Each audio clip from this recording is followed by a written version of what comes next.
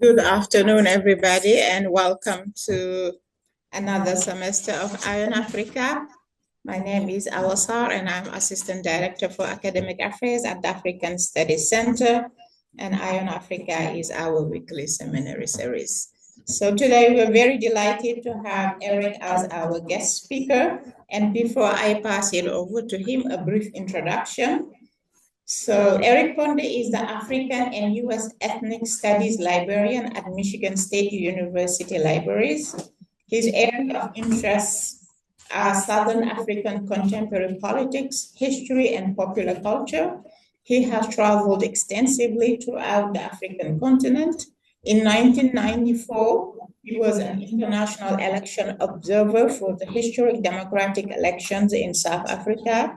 He has collected ephemera from Africa in response to the Obama presidency. More recently, he has collected Black Lives Matter protest posters in Washington, D.C.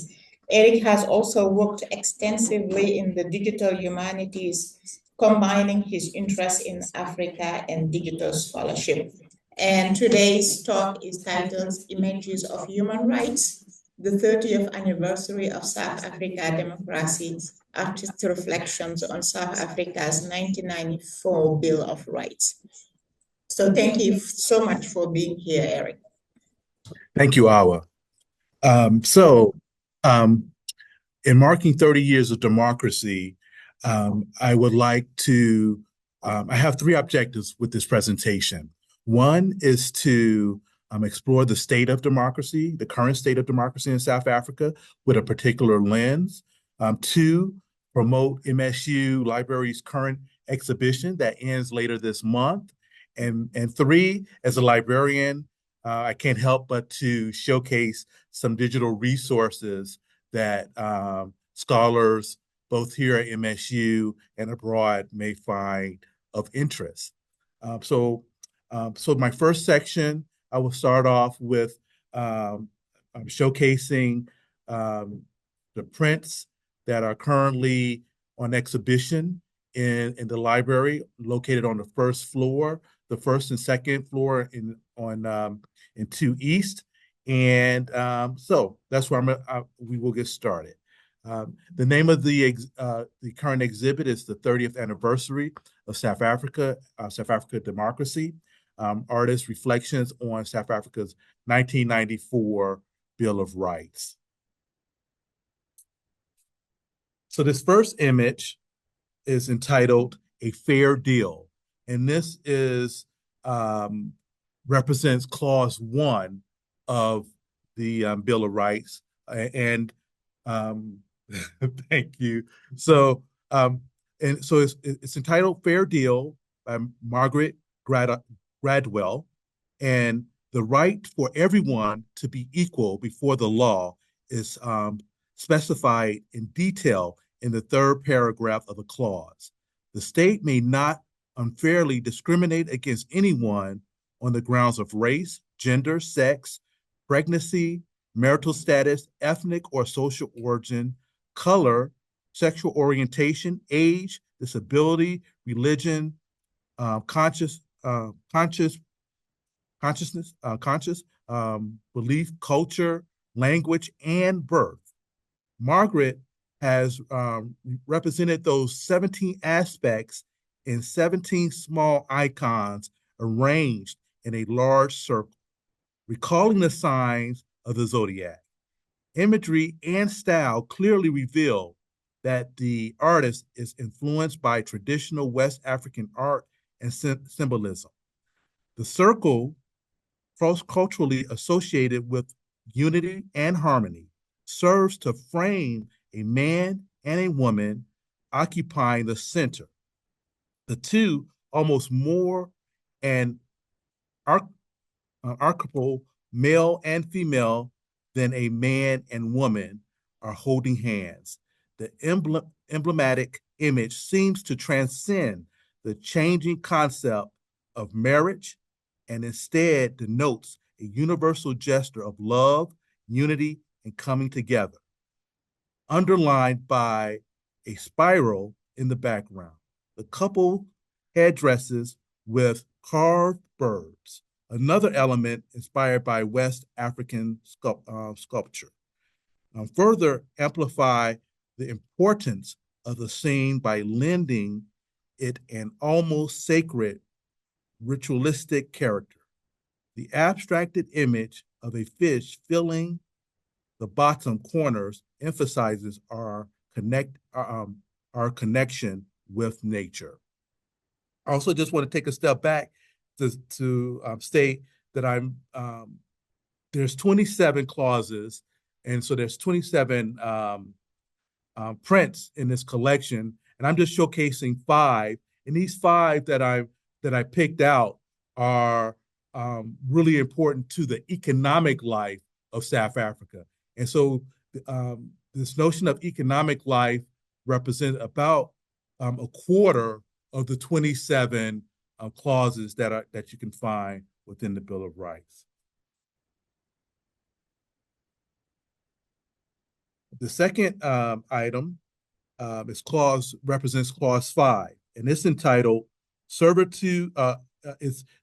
Clause 5 is slavery, servitude, and forced labor. And the title of this print is Servitude is Like the Tide, It Changes. By Ian Marley. No one may be subjected to slavery, servitude, or forced labor. To Ian Marley, slavery and servitude are ongoing problems that are always changing, like the tide that changes. And we will have to guard against these evils constantly. These problems are part of our modern world and found on all levels of society. As indicated by the modern businessman who seems to be submerged in water, wearing a tie, itself a symbol of constriction and, in a sense, servitude. The business manus literally carrying a yoke. Man is carrying a yoke. His head, expression, and individuality and humanity has completely disappeared beneath the ancient helmet with its ox-like horns.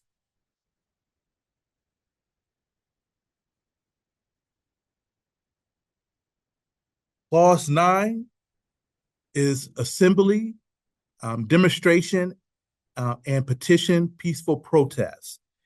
And this is by John Room.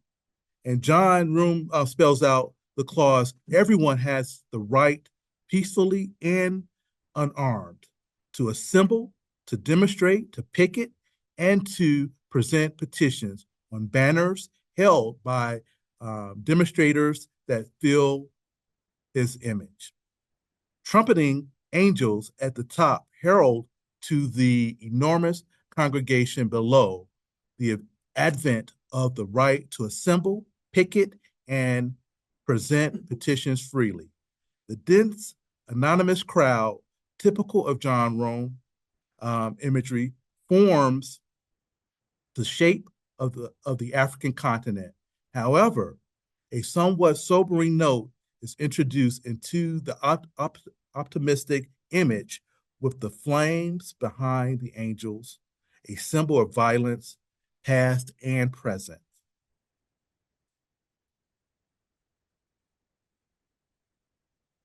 This image is from clause 14, freedom of occupation, ancestral kingdom, by Ezekiel Budeli.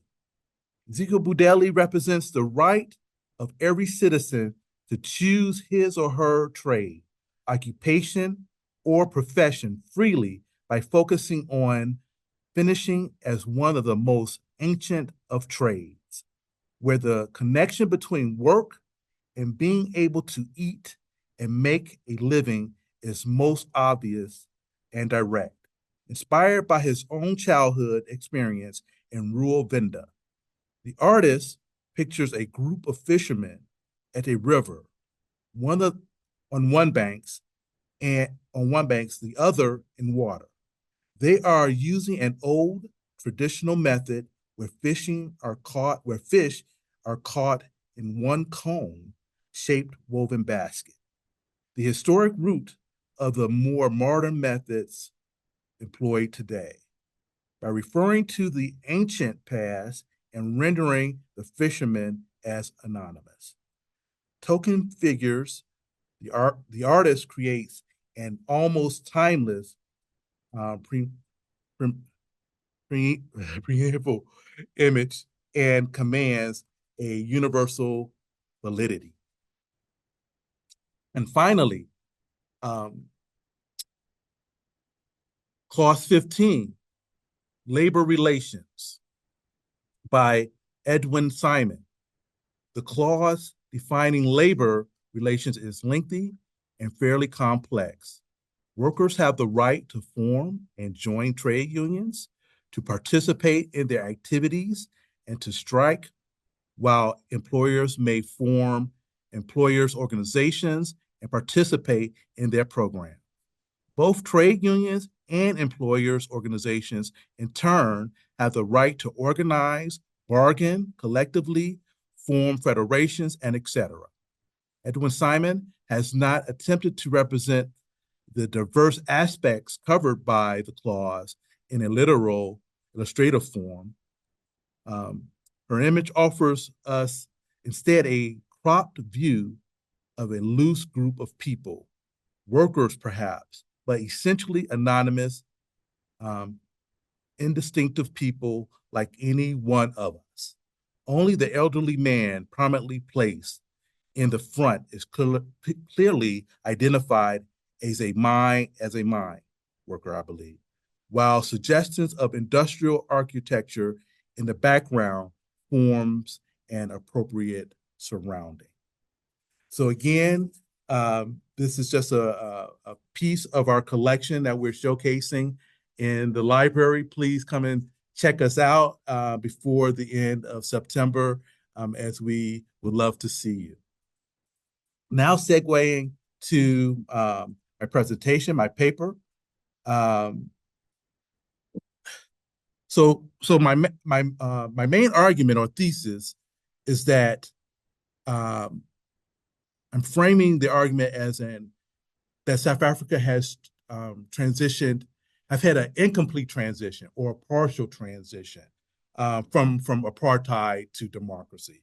And what do I mean by that? South Africans were provided the right to work, the right to vote. However, the economic structure remains the same. And we can see, and we will see that as I argue, as my argument goes further. So I'm situating the discourse within the literature of democratic transitions. Many of you may know the broader political science literature on transitions. And then there's also a large collection of literature specifically on South Africa democratic transitions. So you would think about scholars like Adam Przeworski, Alfred Stefan, Guilherme O'Donnell, and Philippe Schmitter in Whitehead.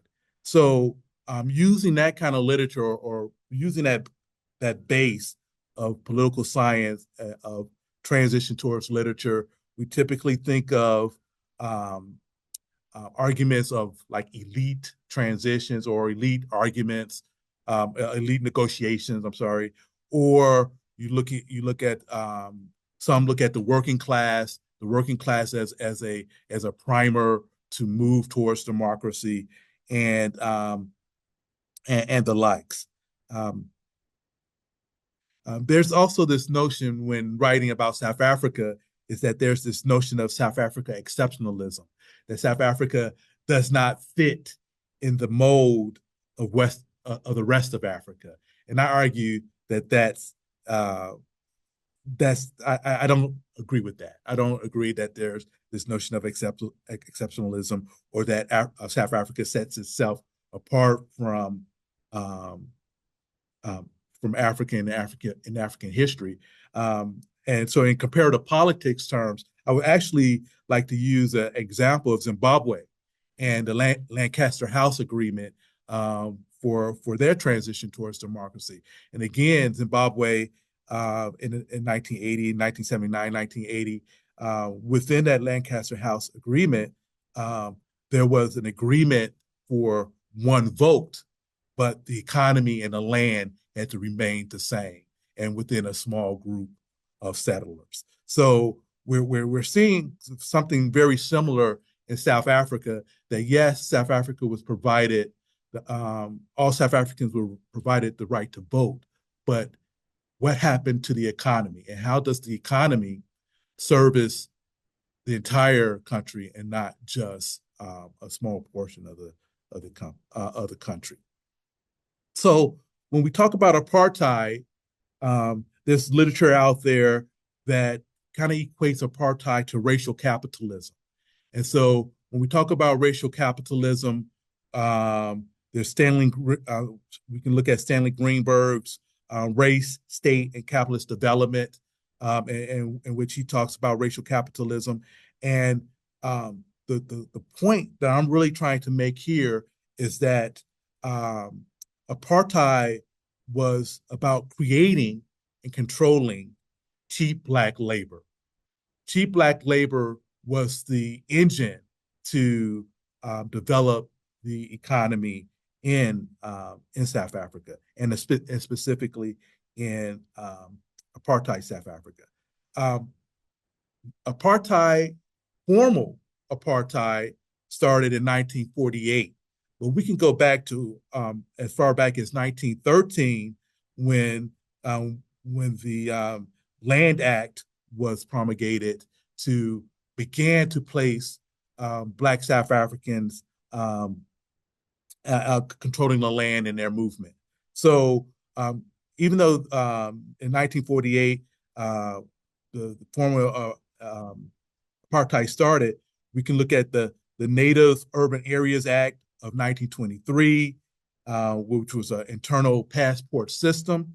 And then in 1953, we can also look at the Bantu Education Act, which was a process of just educating labor for limited roles. And what you would find was that the Bantu education, or the system, began to hit a development rock in the 1970s because it wasn't producing enough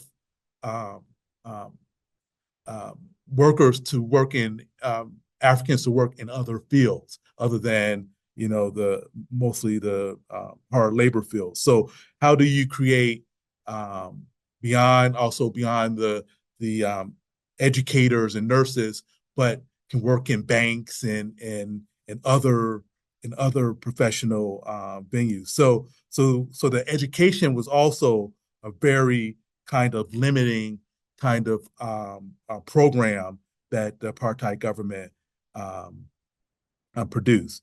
And so lastly, just want to just also mention the Group Areas Act as well. So you have these all these legal kind of these laws that really kind of shaped labor over the course of centuries, of a number of decades. So and so how does that labor look today, or how does that labor market kind of look in today's in today's markets? So moving on to the anti-apartheid movement, when we have anti-apartheid, I'm interested in both internal and external movements of the anti-apartheid movement. Yes, within South Africa, we had various different civic groups, such as the ANC, but also labor union, student groups. There was a plethora of groups that fought against the apartheid regime, but there was also a large a global response. And that global response happened in Europe, in Australia, as well as in America. And so that global response was also very, very important. And so one really, I think, great documentary film series to really look at these at the global anti-apartheid movement is Have You Heard from Johannesburg? Have You Heard from Johannesburg is a really good documentary that touches upon the apartheid movement, both within South Africa and globally.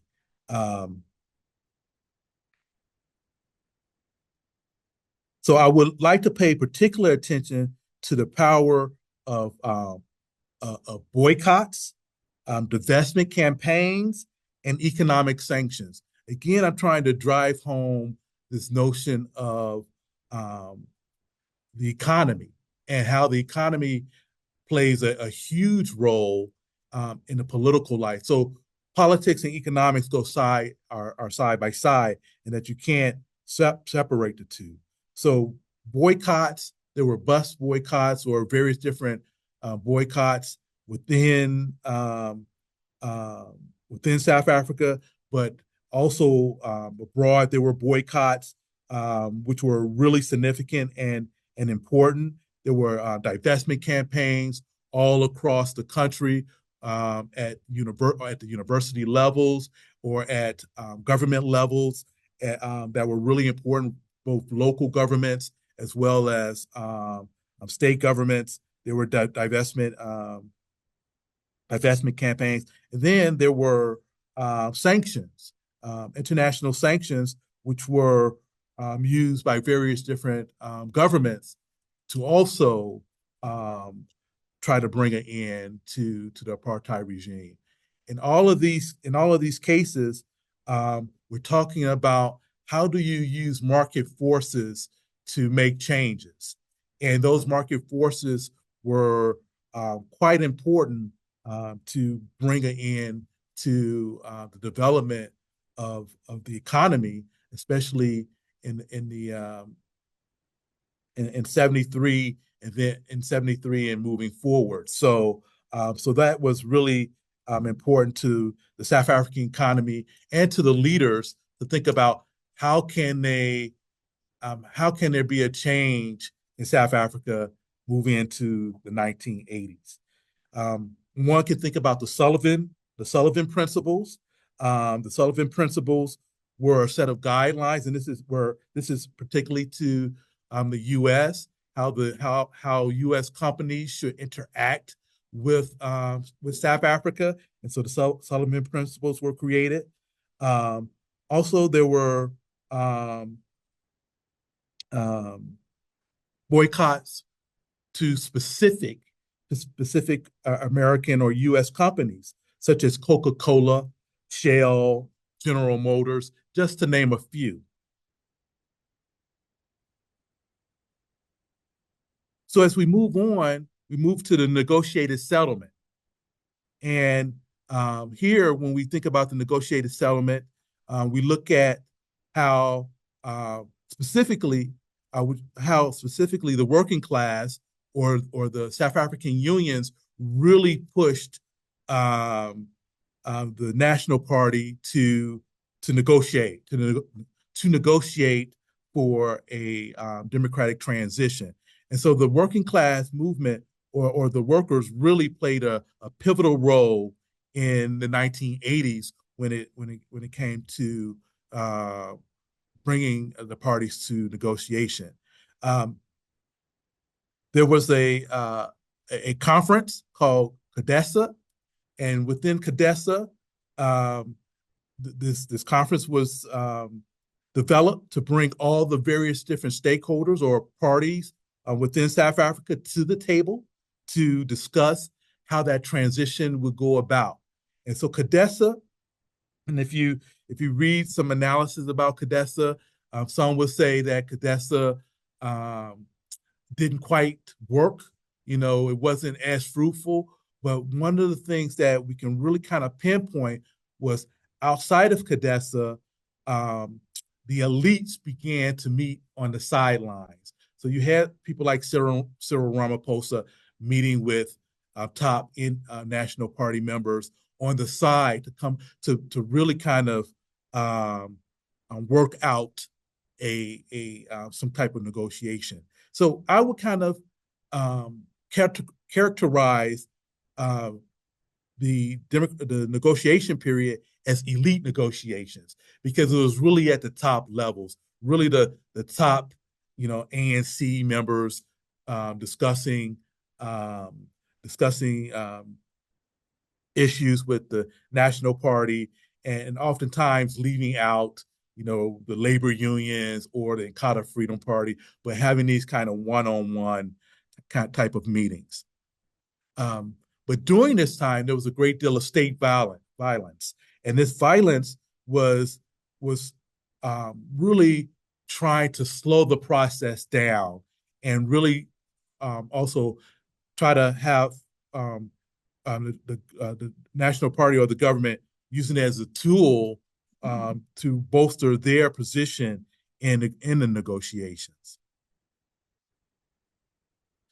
And so the critical point that I would also like to try to make here is that within CODESA or with some of these elite negotiations, there was no discussion about the economy, of how the economy would change or how the economy would look in a post-apartheid South Africa. So how can we talk about a full transition if we're not discussing both what the economy will look like and what the democratic polity will look like in the future? Um, um, one thing that I would like to point out when we talk about the economy is, and one central point is that South Africa is also currently the largest economy in Africa. So when we think about that, I think it's really important to think that $373 billion was created in 2024. And so this is one of the largest economies in Africa, and in front of countries such as like Egypt and Algeria that come in second and third. So one of the things that I would like to posit is that during the negotiations, I would argue that there was pressure from above and pressure from below, as we have the ANC and the National Party having their discussions on their negotiation. The pressure from above, I would argue, were both international capital as well as white monopoly capital within South Africa. So that there was tremendous pressure from international capital to not touch the economy as is. From the bottom, you have the labor unions, and the labor unions pushing for a particular economic and political dispensation for a post-apartheid South Africa. So this negotiation is going on. You have these pressure points, and I would like to argue here that the ANC and more specifically Nelson Mandela was between a rock and a hard place, and that there was not much room to wiggle in some sense. And so one of the things that the ANC wanted to make sure happen in the post-apartheid South Africa is to make sure that South Africa was a friendly place for international capital, that the international capital will return to South Africa in a post-apartheid South Africa and invest and create jobs. And so they wanted to really make sure that that they had a friendly kind of economic atmosphere for international capital. I would also, what is also very interesting or important is that when you think about some of South African capital, today, some of the largest industries actually are listed on the London Stock Exchange. And so you have to ask yourself, who are they, who are they representing as far as capital? Are they representing the country, or they are more interested in their companies? So again, it was that desire to have a investment friendly atmosphere, which to me makes sense. But today, or in the last few years, we've seen this new critique of Nelson Mandela, and so it's really interesting to see this kind of new critique of Nelson Mandela, and that the argument is that he gave way too much away, and so I think we have to kind of try to unpack that and see what that means. But I think it's an interesting conversation nonetheless.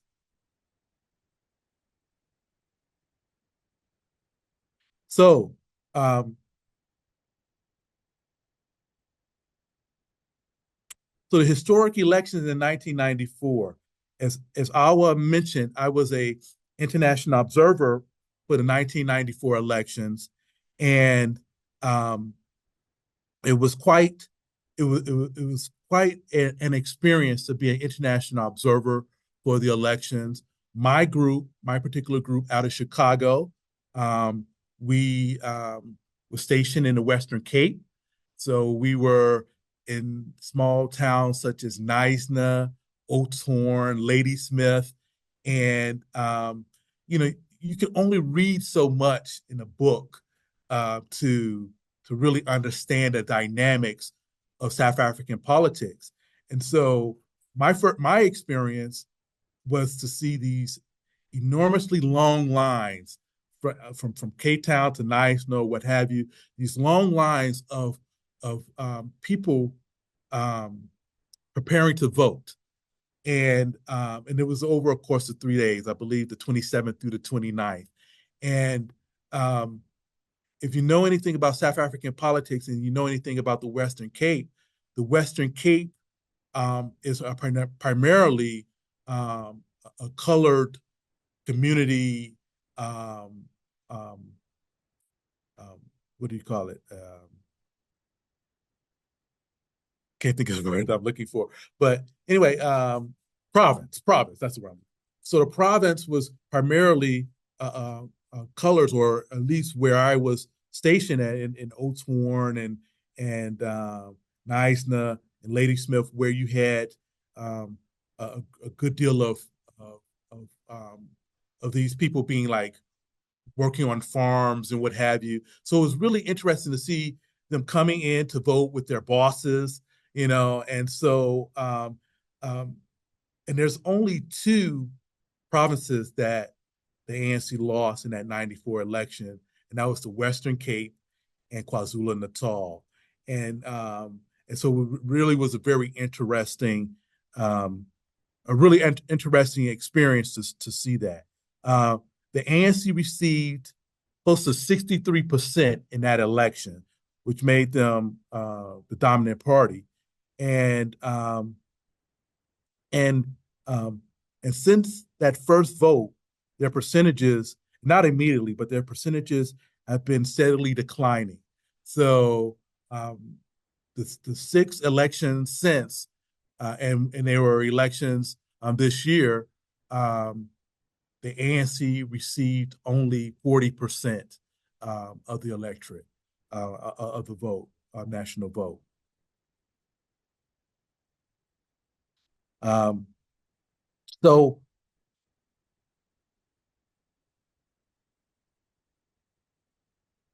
So there's another term in the literature when we think about transition literature, transition towards democracy.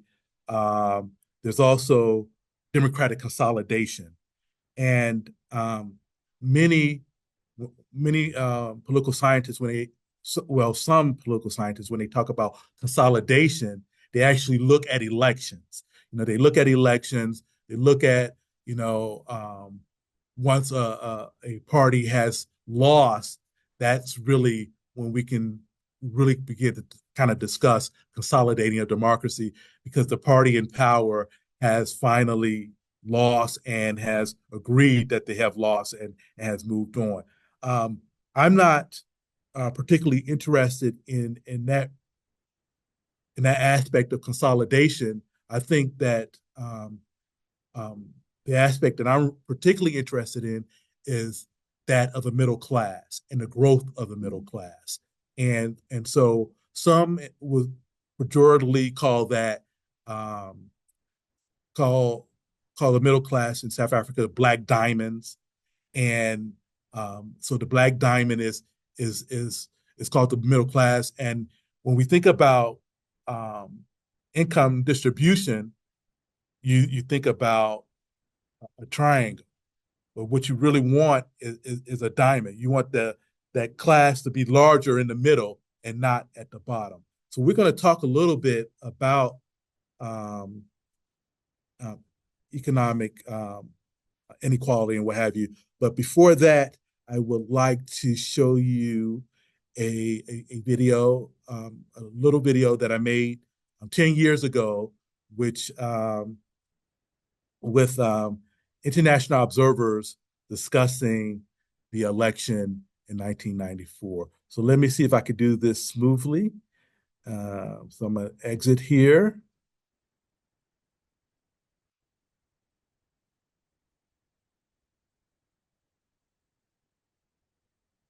Thought I would be able to exit.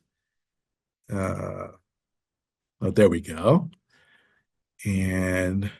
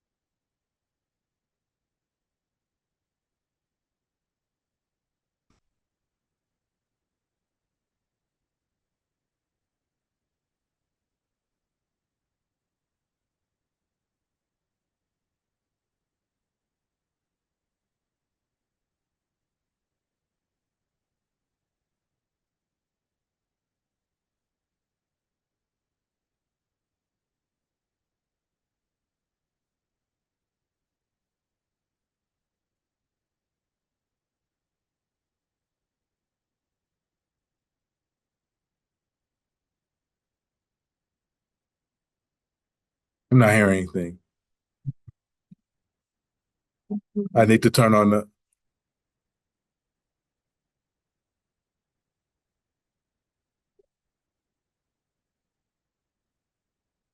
Oh, I didn't mean to do that. Not all the way back.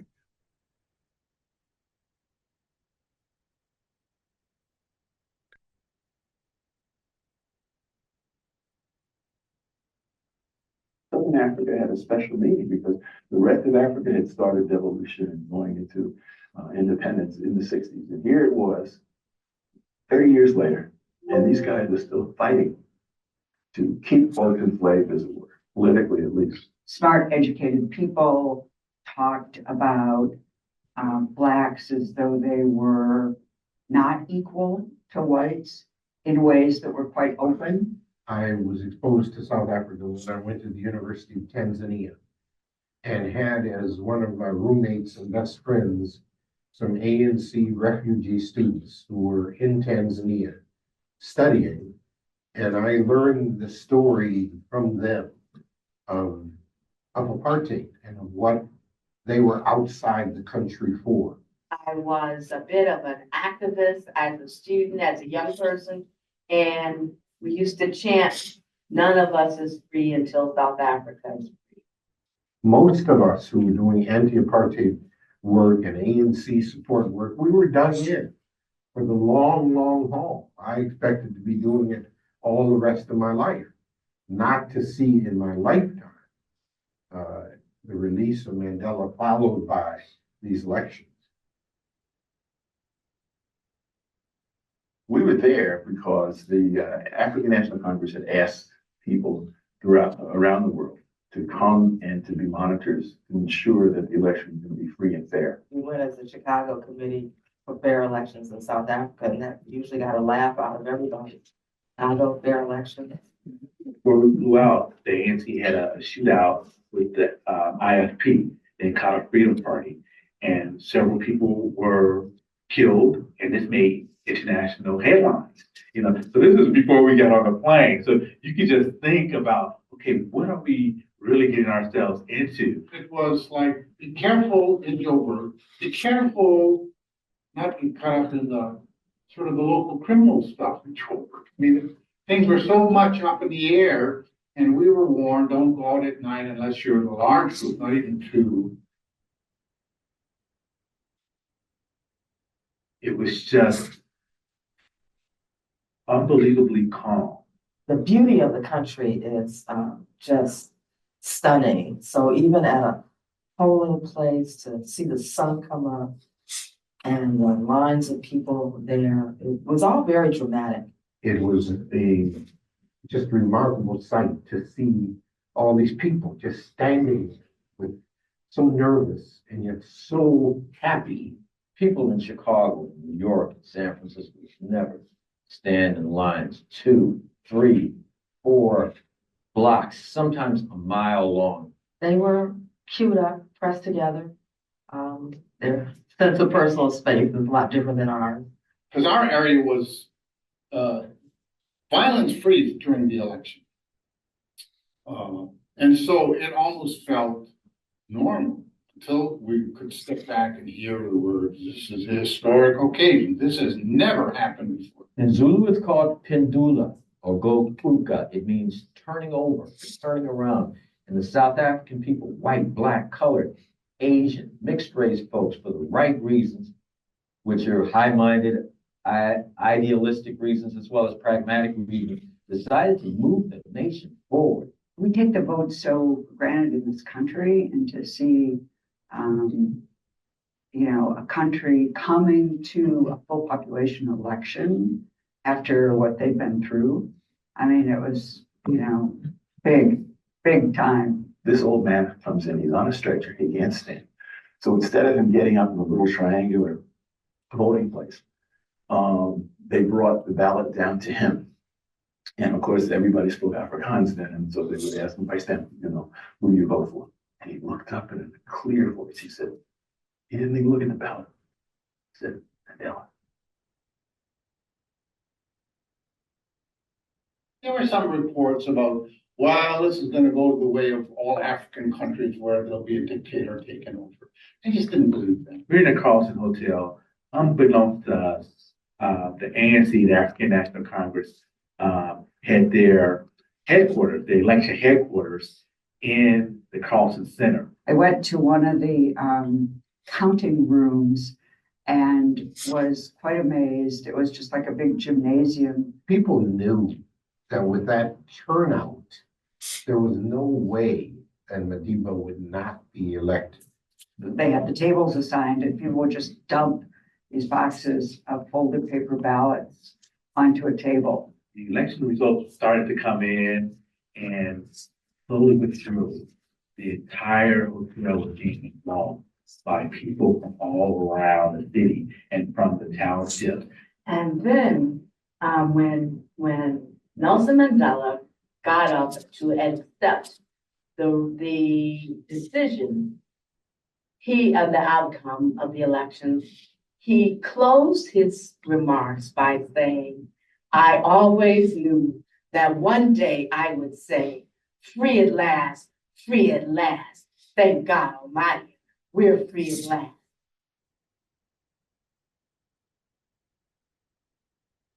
Been a tremendous model for the world that you can indeed have negotiations and peaceful transitions of power and can change political systems. The scaffolding has been taken back, but the building of apartheid is still there. Economics and industry, especially mining, that is still there. And that is a long-term challenge. There are so many things that in South Africa are not the way in which we envisioned things would go. But we also have to temper that with expectations. There are great expectations of that there should be tremendous change. We're talking about 20 years. That's a drop in the bucket.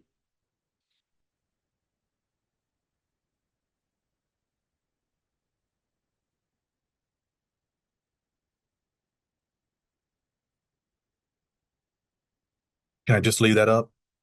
So I'm going to revise my statement at the end.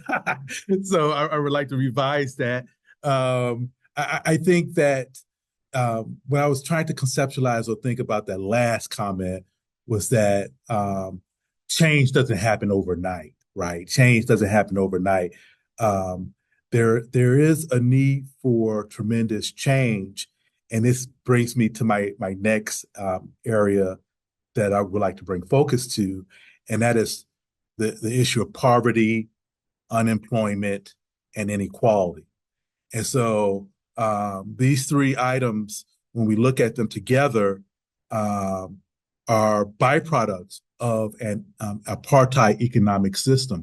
These are byproducts of racial capitalism that, again, has developed over decades. And so, how do you address these really meaty issues of poverty, unemployment, and inequality? So uh, in 2023, around 18.2 million people in South Africa were living in extreme poverty. And which is defined as living on $1.90, 190 US dollars per day. Poverty in South Africa is concentrated in the cities and in areas that were once homelands during apartheid. These areas are often rural with little infrastructure, development, or jobs. South Africa has a high unemployment rate, which is a major concern for the country. National unemployment rate this year in the first quarter, national unemployment rate is at 32.9%, which is one of the highest in the world. Youth unemployment, which is 15 to 34 years of age, is at 45.5%. Unemployment by race in the second quarter of 24, the unemployment rate for Black South Africans was 36.9%, while the rate for white South Africans was 7.9. According to the World Bank, South Africa is the most economically unequal country in the world. The difference between the wealthy and the poor in South Africa has been increasing steadily since the end of apartheid. And this inequality is closely linked to racial divisions in society. Finally, South Africa's Gini coefficient is 63%, which is the highest in the world and indicates the country has the highest income inequality. The Gini coefficient measures how far a country's income distribution is from a perfectly equal distribution. A Gini coefficient of 0 represents perfect equality. So when you think about the Gini coefficient in South Africa being the top in the world, following that is like Namibia, Zambia, and Mozambique. And in the past, Brazil would be up there, was up there as well. So we're thinking about poverty, unemployment, and inequality in today's society. That breeds a great deal of civil unrest in the country. And so I do not have any stats for civil unrest in South Africa, but it is considered in some of the readings to be some of the highest, again, in the world. So how do you connect these two, the economy, and specifically for young people who are looking for avenues for jobs, and civil unrest in the country, which has also been argued is not directed or promulgated by any particular political party. So how do you kind of crack that nut there? Also, this year's South Africa's economic growth was only 0.4% this year. So coming to the wrapping up, I'm looking at or trying to have this linear argument about the crisis of the middle class, the Black middle class, or the lack thereof. In 1994, the Black middle class was kind of propped up by credit. It was credit was opened up tremendously for the middle class, and many people also went into debt because of that credit. So how do we kind of look at the that the middle class is too small, and that poverty is rife? So how do you move people up? One kind of broad stroke was called BBE, where broad-based economic empowerment. But this program of trying to or attempting to bring Black South Africans into corporate South Africa only helped a small number of people. So how do you in this acronym broad base, how do you get it to become a broad base? One of the things that when we talk about race and markets in South Africa, in 1994, the ANC started off with the RDP, the economic program was the RDP, Reconstruction and Development Program. And then Thabo Mbeki moved to GEAR, which was more of a neoliberal economic policy. And so how can we begin to look at the job market? And one of the arguments is that there's no entry points or very limited entry points into the formal economy, into the main economy. There's very limited entry points. We can look at the vestiges of education and training and that being still being problematic and the entry points. But now there's this push to push people into the second economy, which would be entrepreneurship, creating your own kind of businesses and creating jobs that way. But South Africa, specifically under apartheid, it was not a kind of an entrepreneurial kind of society or culture, like we would see like in West Africa and in other places. So how do you kind of promote or create kind of entrepreneurial development within the society to at least kind of open up the secondary economy for people who have lacked the entry points to the primary economy? One of the things that I would like to put out there is that during apartheid, the apartheid government, the National Party, they also had a poor problem. They had a poor white man problem, and the way they solved their poor problem was to use parastatals or state-owned enterprises to create jobs for the poor, and that really kind of helped a great deal in the apartheid year to kind of address the job market or the job issues. Under the post-apartheid regime, the ANC has actually let go of most of their parastatals, have let go most of their state-owned businesses, such as Telcom and the airline that I can't think of right now. And so, how do you, and again, that's, I think some of that was macroeconomics taking place, but how do you think about changing the structure of the job market? How do you think about changing the structure of unemployment as you move forward?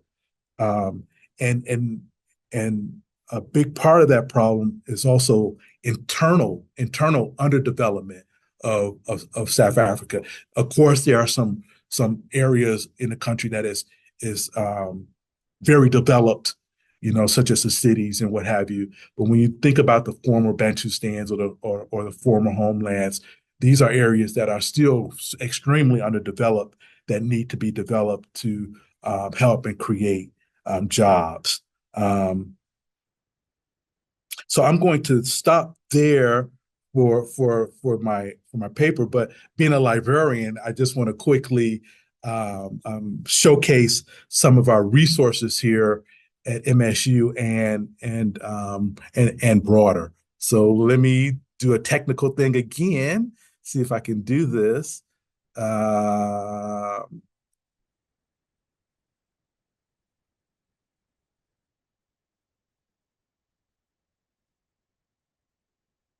So let's see if I want to.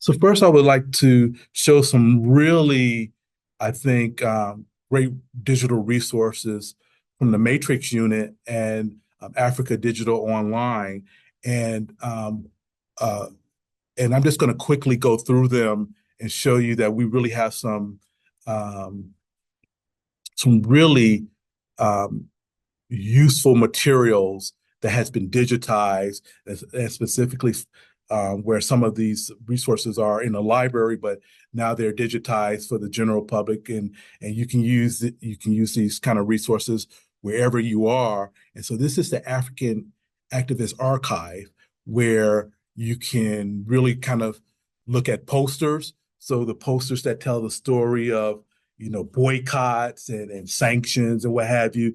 There's buttons um, uh, from various different organizations. We have papers from organizations from across the country, that from New York, Detroit, Chicago, um, to Los Angeles. So this is a really rich resource that I think if you're in this area of studying South Africa, that I think you will really enjoy.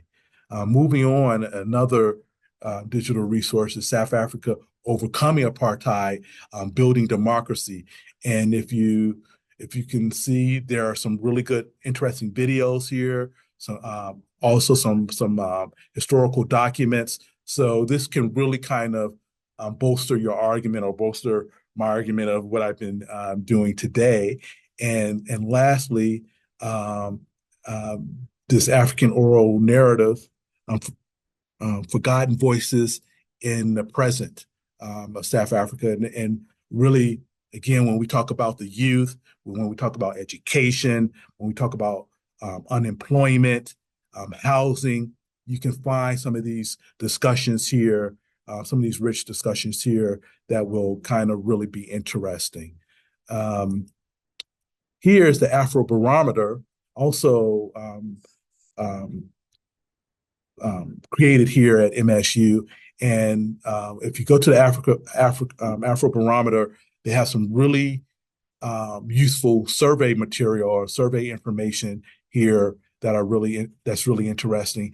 And we have here where South Africans are dissatisfied with their democracy at 70%, and so um, I think if you really are looking to bolster your arguments of why are there such high unrest in the country and what have you, look at some of the surveys and look at what people are saying today about the democratic project that we know of today. And last, and is what I really would like to less of that's related to Michigan State. And unfortunately, you have to be affiliated with Michigan State to use this data, this resource. And this is called Press Reader. And Press Reader hold newspapers from around the world. However, I'm here showing you newspapers that you can access that are specifically about South Africa. So if you're affiliated with MSU, you can use this resource. Again, there are newspapers as well as magazines from across the world. I'm just, in this instance, showing you some really interesting material from South Africa. Again, if you're interested in business day, again, my topic was about markets, especially the job market and how the job market is limited at this point. But we have the Sunday Times and the Mail and Guardian and the Financial Mail, which are all top major publications in the country. As we move on, MSU and Northwestern several years ago received a grant to digitize posters. And so I helped with this project of cataloging and digitizing these posters.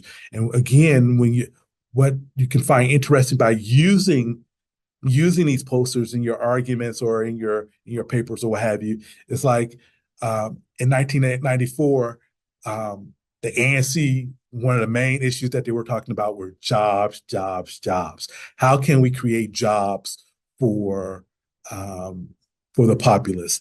And obviously, they weren't very successful in doing that. But you can look at in '94, they were talking about jobs. They were talking about housing in these posters. And so it's just really interesting how we can go back and look at some of the main issues that surrounded these various elections over the past.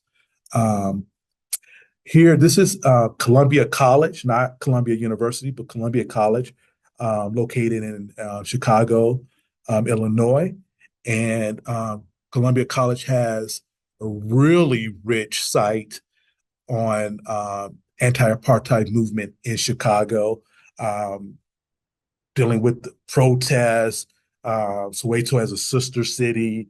And some of these interviews, they have interviews here. Some of these interviews were of members of the election observer team that I was a part of. And so I think I would be remiss to say most of the members of that election team, observer team, they were anti-apartheid activists. So they were activists who decided to go to South Africa to observe the elections and see there, I think, the fruit of their labor in 1994 come to fruition. And finally, this is a record from Columbia University in New York, and they have a really nice oral history collection. And this note is about this catalog is on Gay McDougall, who was the main U.S. Representative in South Africa assisting with the elections. And I had an opportunity to interview her, and this is the interview. These are the interview notes, but her interview will soon be up in Columbia University's Oral History Archive. So I'm gonna stop there and open it up for questions. Thank you.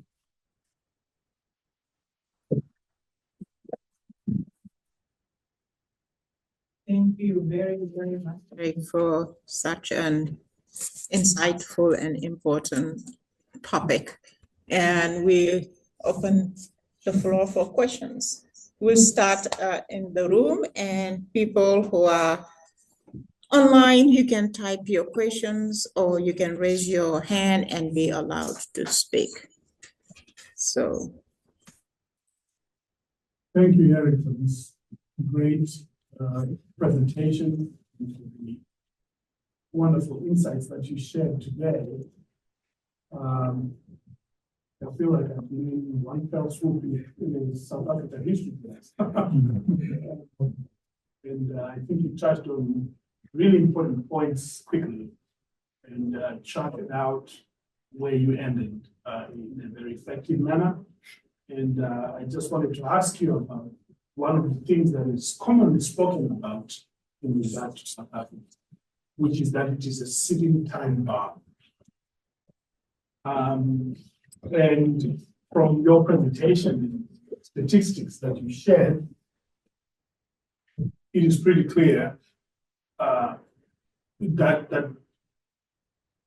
they are the makings of some kind of an uprising. How do you see that today? And where might that sort of activity sort of erupt? And are there ways that the South African government can avoid some kind of a violent reaction to the conditions? I think I would argue that South Africa's democracy is in jeopardy.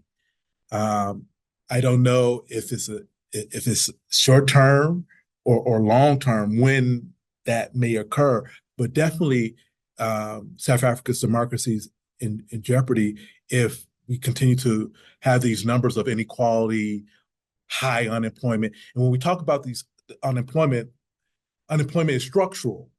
It's the economy. It's how the economy is built, right? And so how do you restructure the economy? How do you do some of these things that are really difficult?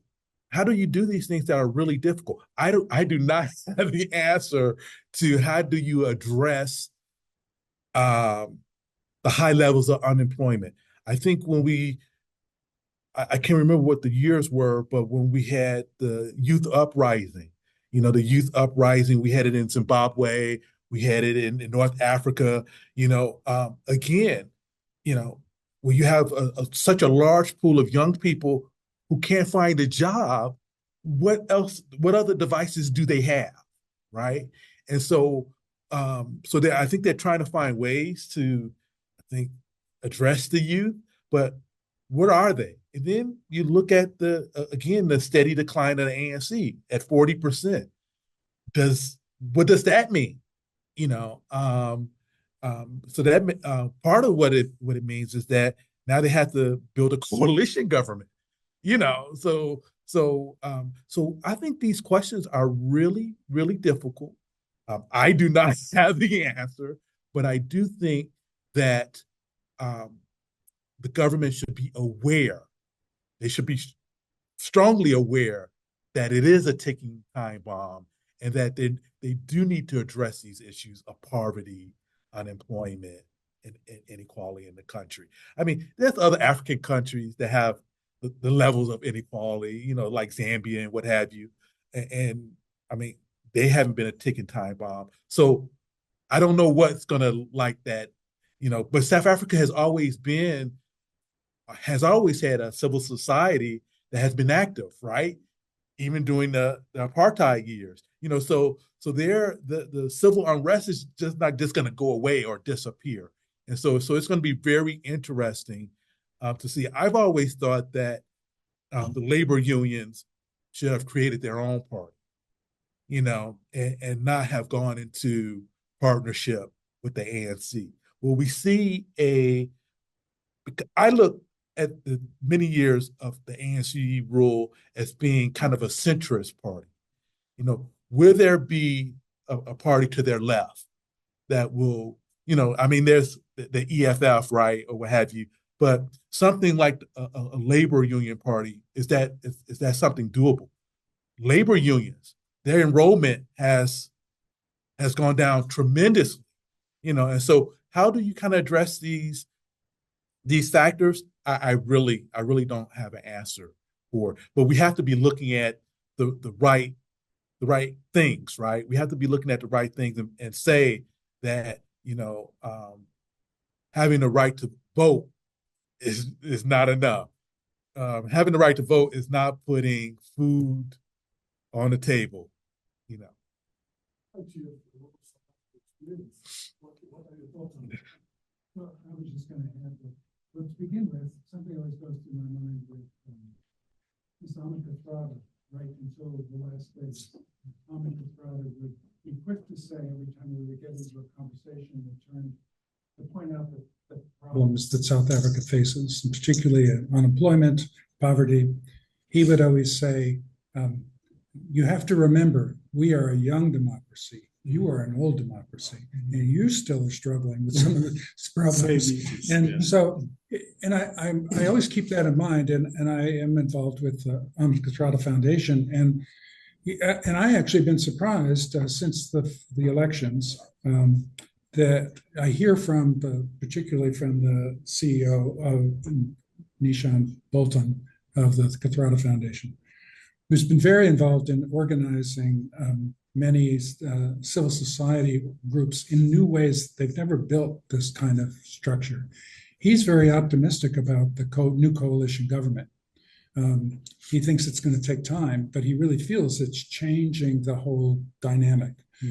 Now, along with that, though, there are huge challenges. I mean, today, if you saw the Daily Maverick, if you read it today, you would see that they're particularly been focusing on something you didn't mention, Eric, but I think is critical in rebuilding or building the democracy, is the decline in the infrastructure that hasn't been tended to for 30 years. And so many people know about some of this in Johannesburg, where buildings are collapsing, streets are collapsing. And so, and in fact, today, the Daily Maverick focuses on the metro areas of South Africa. Now, Western Cape isn't facing that, but Nelson Mandela Bay or certainly Joburg, Pretoria, infrastructure is a big issue there. And I read today as a librarian, you can maybe help solve this. The Johannesburg Public Library, which is the largest in Joburg, has been closed now for 4 years. And the National Gallery, which is one of the most holders of collections, was closed for a long time. They've opened 2 galleries, but the collections are all being scattered and stored in other places. But, again, I want to sound a hopeful note that maybe the election will spark some interest. One thing that my colleagues in South Africa often point out that they say people in the West forget is that South Africa is a site for immigration.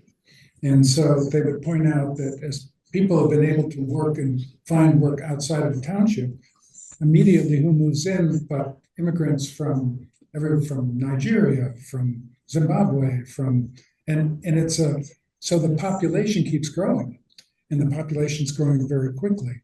So it adds to that challenge of getting that 30% unemployment rate down. But I just wanted to offer, when you'll be going there, and you'll see, I think you'll see some signs of hope. And the civil society efforts and the takeover now, the forcing out of some of the leadership in the metro areas, that has been lots of corruption associated with it. I think there's some level of hope that frankly, 6 months ago, I didn't hear from colleagues. I would just add to that, Kurt, that there should be some type of like New Deal program, some type of New Deal program that focuses on like infrastructure or what have you, but coupled with a New Deal type of economic policy is how do you recruit or have the parastatals part of that, right?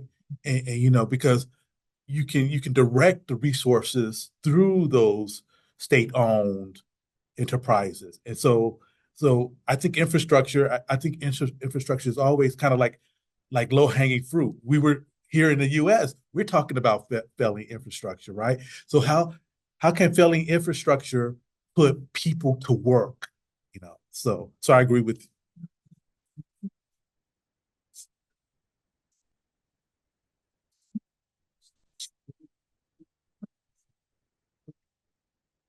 Creative sector, this is a big thing for people in townships to take their traditional skills and knowledge and turn it into something that will also, where they can be cultural entrepreneurs.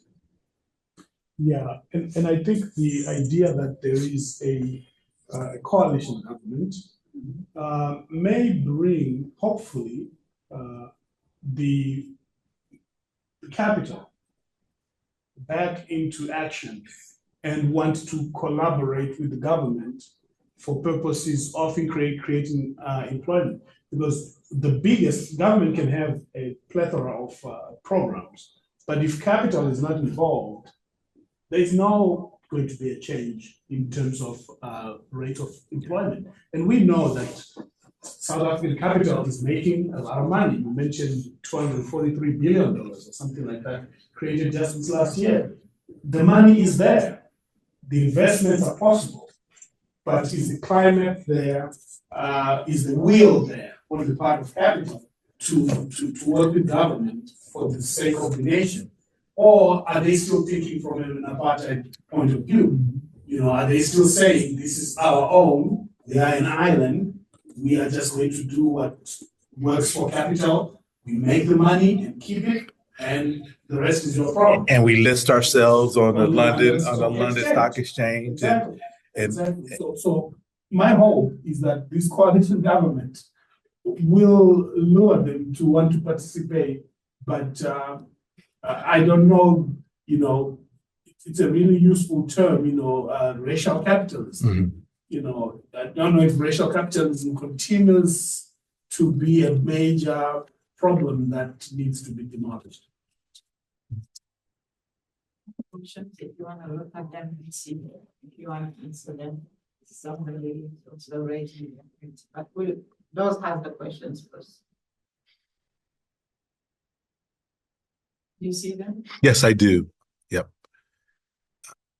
And I don't know if I can answer I'm gonna read them out. read them out. Maybe someone else can answer some of these.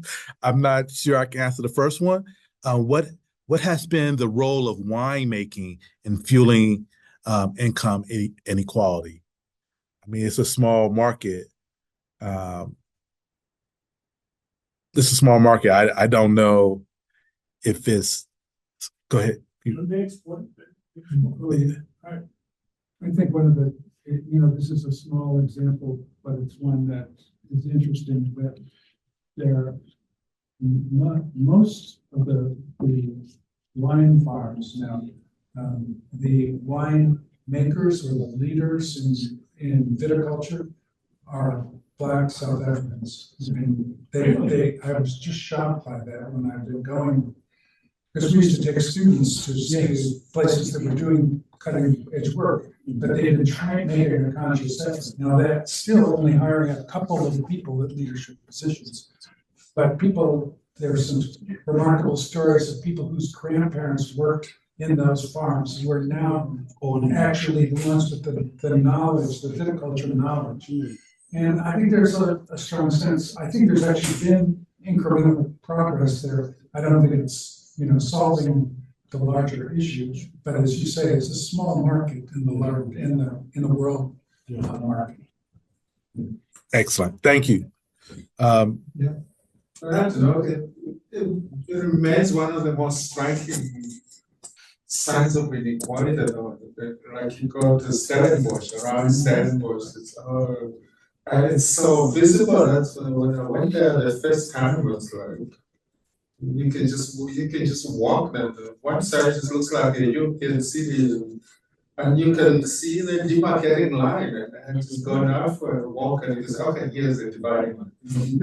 Down here, it's and so, and on the other side is where you said the vineyards and all that. It's all beautiful, and it struck me as one of those markers, very astounding markers of inequality. Capitalism too. Racial capitalism.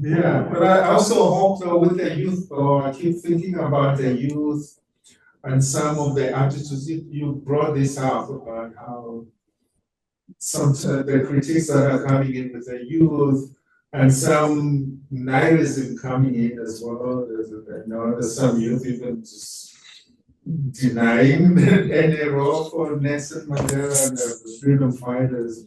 So I worry about how far these kinds of ideas can go, even though on this other side, there's a lot of energy and creativity among some youth and doing a lot of innovative things, and technology and startups, lots of things that are happening.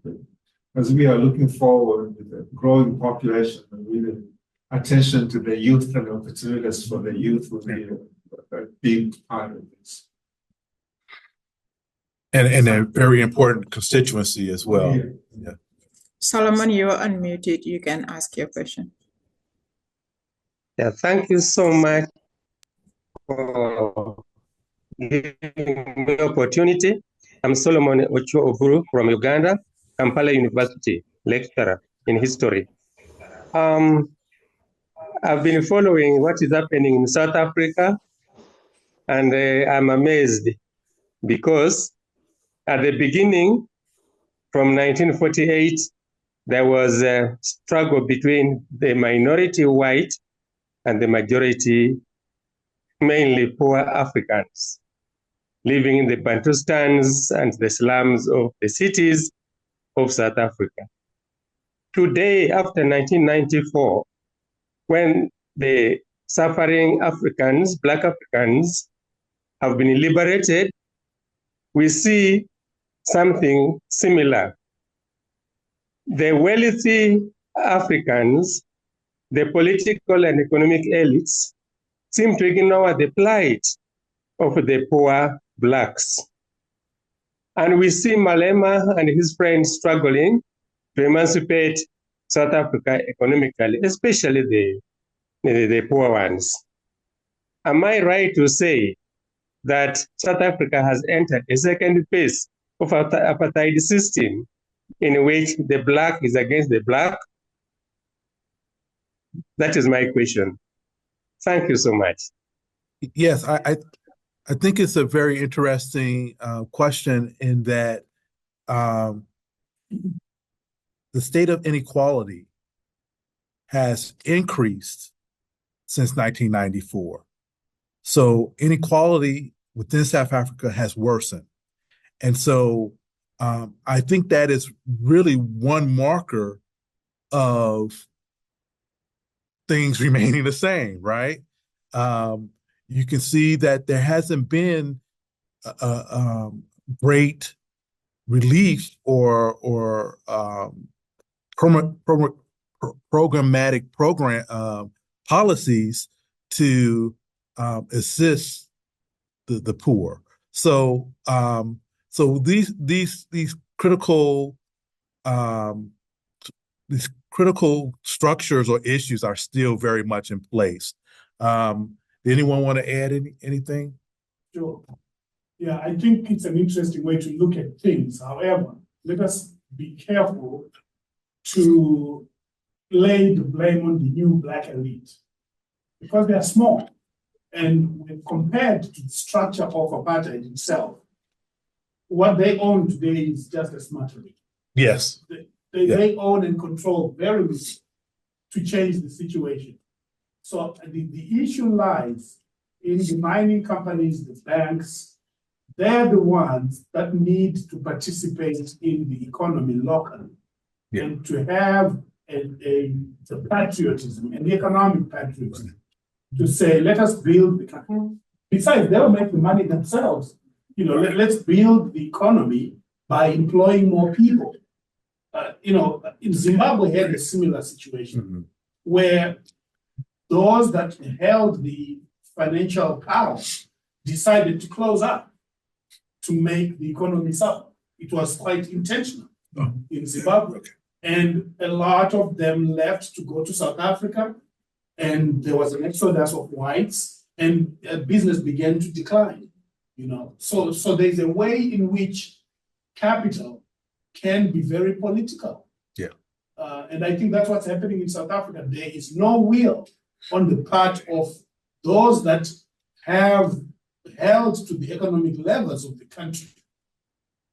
I think instead of thinking of this as the second apartheid, I think of it as a continuation of economic apartheid.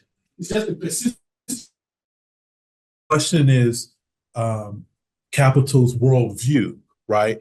Will their worldview change in the future to think about, where they're situated within South Africa? Yeah. And then I think, the question would be, how do we help them make the change? Yeah. What are the tools to achieve the change? Yeah. Because some of the tools that have been tried in the past have not worked. I mean, you can legislate it, you can force them, but they use other means to wiggle out of that. Yeah. So it seems to me like it's more of a cultural change, more of a mindset change, and those are difficult to impact. But I also believe that the ANC have been afraid to use those tools Yes. Because again, they're worried about international capital, right? They're worried about international capital Yeah. and what they will do Yeah. to the country, right? Yeah. And so how do you you know, that's why I'm thinking that the involvement of the coalition government may be a basis to persuade capital to come on board. Because now, okay, you know, we've got some of your friends over here running the show. So can you help your friends become successful? right, yeah. This is what the politicians are asking capital to do. Maybe that's the way to go. I don't know. But clearly, unfortunately, the will is in the hands of those that have held the reins of the economy since apartheid. And it's not just in South Africa, it's also connected, as you rightly point out, to international capital. You know, the reactions of international capital to any legislative or any coercive measures. Zimbabwe tried it and look where Zimbabwe went. Yeah. You know, so it's a very difficult one. But from what I see right now, the coalition government gives South Africa an opportunity to try and bring racist capitalistic notions to a minimum, if possible. And they have to have a vision that they can make money by increasing. It's like the racial issues are more powerful. Yeah. I can't help but think about a mechanism of, and this is around the world again, with capital, is well, stockholders. And you're bringing up the New York Stock Exchange. And that's the problem that a lot of these leaders have had. Like the thing about it is if you're going to the market in the share, how do you actually invest in long term beyond the short term? So this Okay, we might have let Marsha, you unmuted, you can talk, and maybe that will be the last. Okay, thank you. Erik, this is Marsha McDowell, and Erik, I enjoyed your presentation from afar, but I wanted to just give a little shout out to some other resources that are available at Michigan State University for people for teaching and research that are actually housed at the MSU Museum, like that portfolio of prints. So I hope you don't mind me giving a shout out to the fact that we've got some extraordinary collections, particularly collected over the last 30 years that have to do with South Africa. They're made by South African artists. Especially, I think we now have the world's largest and most diverse collection of South African quilts. And we also have wire work and examples of work by artists who've won the very prestigious Vita Craft Award, and a number of materials that speak to artists who are engaged in craft-based art education using and health education pertaining to traditional arts and aids. So I just want to say that because we've got those resources, and like the Bill of Rights portfolio, we love seeing them used. And so just wanted to do that. But thank you again for this presentation. Thank you, Marsha. Okay, and I think that we're out of time. So thank you very much, Erik. And thank you for online. And we'll see you next week. Bye.